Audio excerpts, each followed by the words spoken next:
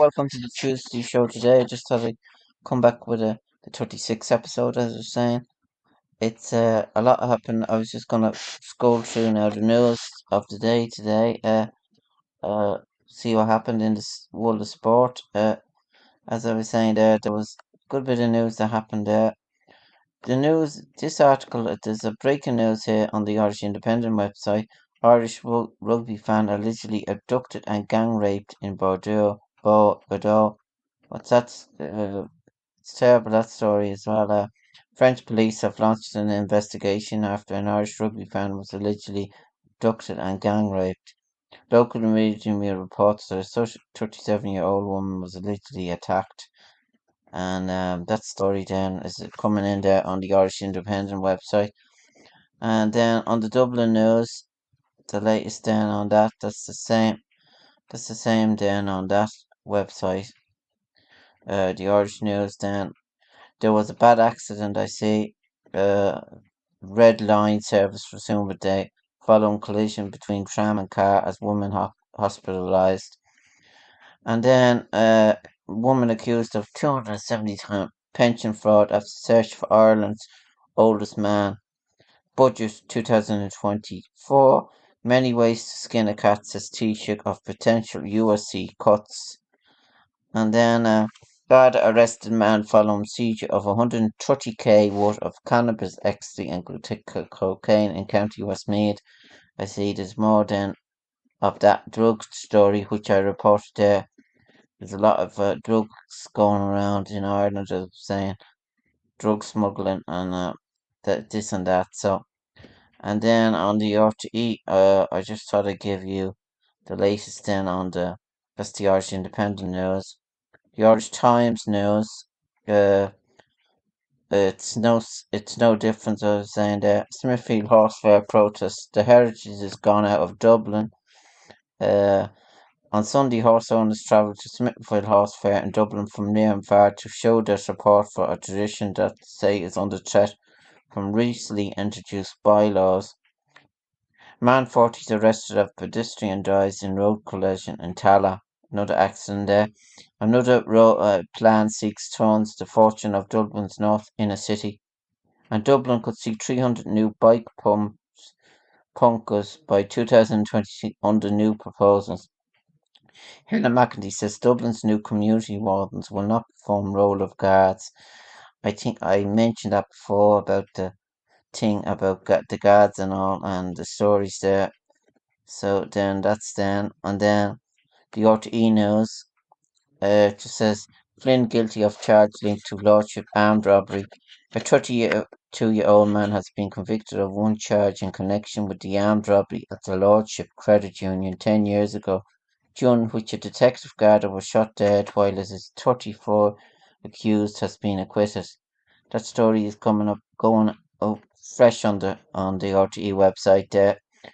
Junior cycle exam results due. They're not due till October the 18th, so a long wait there. Race against time to rescue Morocco earthquake survivors. Rescuers are facing a growing race against time. The death toll from Morocco's 6.8 magnitude quake on Friday has risen to 2,681. The Interior Ministry said a search and rescue efforts continue. Previous statements said 2,400 people were injured, updating a previous toll of 2,122 dead and 2,400 wounded. So it's terrible. This is another terrible news there on about. And then on the Ireland News, called for urgent action over violent incidents in Galway. That was on the news earlier on. What happened there was Mayor of Galway, Eddie Hoare, has condemned a spate of violent incidents. Mr. Hoare was speaking after several assaults in the city centre over the weekend. 4 people were taken to a hospital following a major disturbance at Galway shopping centre yesterday when a car was driven off speed into a crowd of people. It happened around 6 p.m. in the car park of a shopping centre on Headford Road. So this terrible thing is still going on. These incidents are all over Ireland. It's terrible when you come to think of it. And then more about Varadkar's Northern Ireland Commons. The minister there, the teacher comments about the likelihood of a United Ireland need for Plan B. Power sharing is not restored in the near future has been described as unhelpful by the Northern Secretary. Leo Varadkar was in Belfast at the launch of £1 million fund. The fund was hailed as an example of cross-border cooperation. I don't really see the point here. They don't think he should say it. I don't know. He's entitled to say it. I think myself. People are on his back about this. My own opinion is, why not have a United Ireland? I don't know. It's gonna happen. It is gonna happen. You can't say it's not. That's what I'm. But the answer is when. That's what I was saying. So that's my opinion of the situation anyway. And then I go just to the sports. Straight to the sports section on the RTE website. Bishop O'Neill claims Kenny was anointed by the media. According to the episode, former Republic believes that was treated far harsher. Pressure continues to mount on Kenny. A 2-1 defeat at home to Netherlands on Sunday leaves Ireland with just 3 points from 5 games. Much of O'Neill's time at Ireland was marked by a frosty and occasional hostile relation with the Irish media. That was what Martin O'Neill said there. I saw that on the thing. And then Ireland in football final to retain July date. It's not going to change. And then it just says Euro 2020 permutation playoff picture still hazy. There's ways there of getting back into it. I was reading that myself. It's interesting when you read all the things there about it. If they have another chance at getting back into it, that's what I'm saying there. That's why it makes things very interesting. And then in the rugby, as I was saying there, Ireland had a convincing win over Romania. It was a good win. So the next match now, the match on the next week, in the matches, on Thursday, there's a match on Thursday, I think. France and Uruguay, and then New Zealand and Namibia. That's on a Friday, and on Saturday, Samoa and Chile. And then Wales and Portugal, that's on a Saturday, and Ireland and Tonga, that's at 8 o'clock at night. That's on Saturday. And then South Africa on Sunday and Romania, that's on Sunday. Australia and Fiji, that's on Sunday as well, and England and Japan. So they're coming. There's a lot of matches there coming back very quick there, and I just thought I'd go through them. And then, as I was saying there's more stuff than the Wicklow situation. I was at a couple of matches. I was at the 2 matches there in Auckland there the last day on Sunday. The matches and Ushie McConville was in the stand. He's studying the form there on who to pick there. I saw him myself. He's in the back of the stand, and it's hard to pick a team. I was saying there the standard. It's a mixture really. The standard and Wicklow. Players. Some of the matches standard now isn't that good, but if you would say that the standard isn't that good, but that was round 4, and it's all to play for in the last week. Then round 4 next week, in the championship in the senior football, and I don't commentating on intermediate. I should really in a way, but the senior football matches then on round 5. Blessington and Avondale, that's round 5. That's in Akram at 5 o'clock. And then Arklow, Ballymoney versus Kiltegan. That's on at 5 o'clock as well. Or that's on in Baltinglass. So the matches are coming fine between.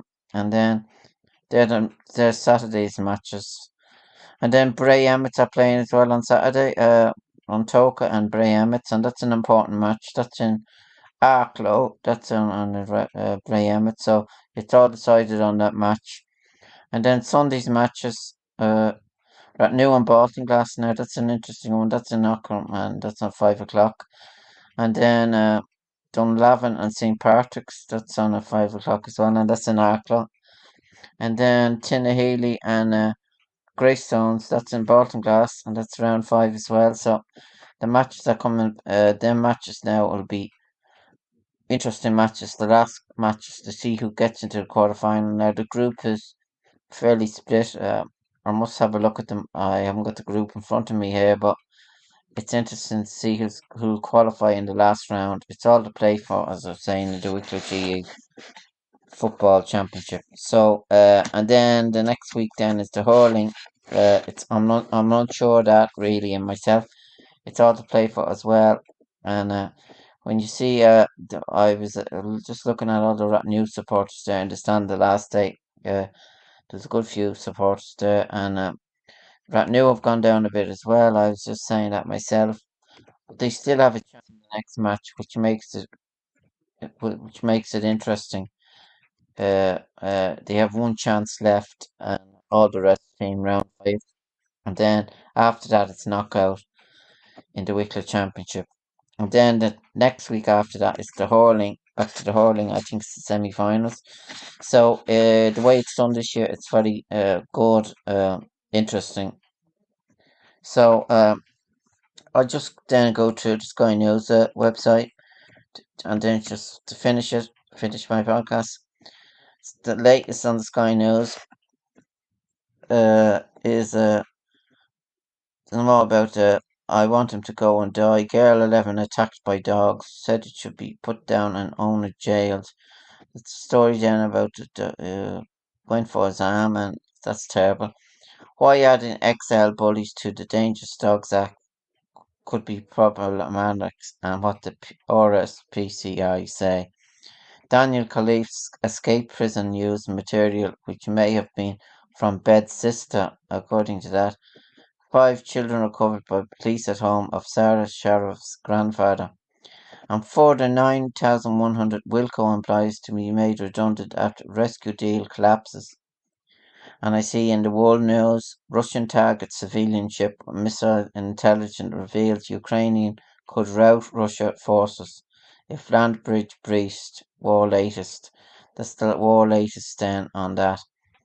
And then there's no more really left on the soccer there. I just thought I'd go through it quick anyway and come back with a quick podcast today.